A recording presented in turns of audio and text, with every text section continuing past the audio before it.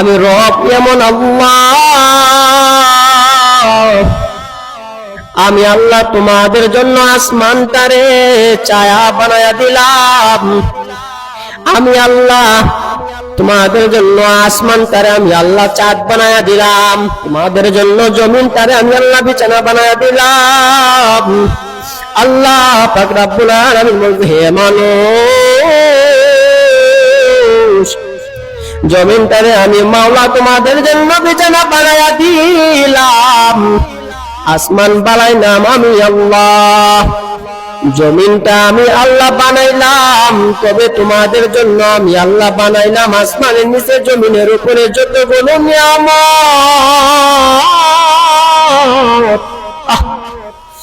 ওই আসমানের নিচে জমিনের উপরে আমি আল্লাহ তোমাদেরকে কত নিয়ামত দিলাম রে বান্দা। ওই নিয়ামত গুলো তোমরা ভোগ করতেছো, ওই নিয়ামত গুলো তোমরা পেয়েছো, কিন্তু ওই নিয়ামত গুলা যে তোমরা ভোগ করতেছো, আমি আল্লাহ পাক রব্বুল আলামিনের নিয়ামত যে তোমরা ভোগ করতেছো, ওই নিয়ামত তোমরা পায়া, ওই নিয়ামত ভোগ করা পর তোমরা আমি আল্লাহর কাছে শুকর আদায় করি।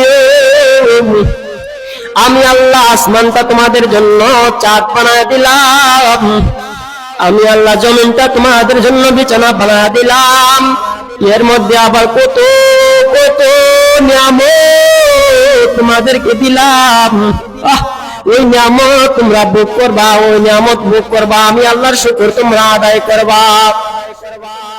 ওই যে নিয়ামত গুলো আমরা ভোগ করতেছি, আল্লাহকে তো আমরা 1 টাকা ট্যাক্স আমরা দেই না। এই যে এতগুলো নিয়ামত আমরা ভোগ করতেছি, আমার আল্লাহকে তো আমরা ট্যাক্স দেই না। আমার আল্লাহ রাব্বুল আলামিন বলেন, আমার বান্দারা রে,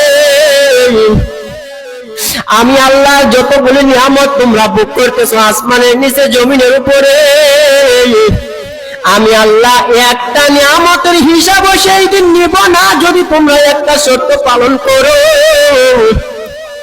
যদি তোমরা একটা শর্ত পালন করো, আমি আল্লাহর যে নিয়ামত গুলো তোমরা ভোগ করতেছো, একটা নিয়ামতের হিসাবও আমি আল্লাহ সেই দিন চাইব না।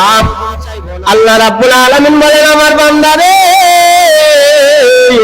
ও বান্দা, নিয়ামত ভোগ করার পর, নিয়ামত তোমরা পাওয়ার পর, নিয়ামত ভোগ করার পর তোমরা যদি জবান দ্বারা উচ্চারণ করো, আল্লাহ তুমি নিয়ামত পেয়েছো, আল্লাহ তোমার নিয়ামত ভোগ করেছি, বান্দার জবান দ্বারা যদি আল্লাহর শুকর আদায় হয়, আল্লাহ বলে, আমার বান্দারে, আমার নিয়ামত পাওয়ার পর, আমার নিয়ামত ভোগ করার পর তুই শুকরিয়া আদায় করেছস, ও বান্দা আমি আল্লাহ শুকরিয়া আদায় করেছিস, ও বান্দা সেই দিন আমি আল্লাহ তোর কাছ থেকে কোনো নিয়ামতের হিসাব চাইব না, কোন নিয়ামতের হিসাব আমি আল্লাহ সেই দিন চাইব না।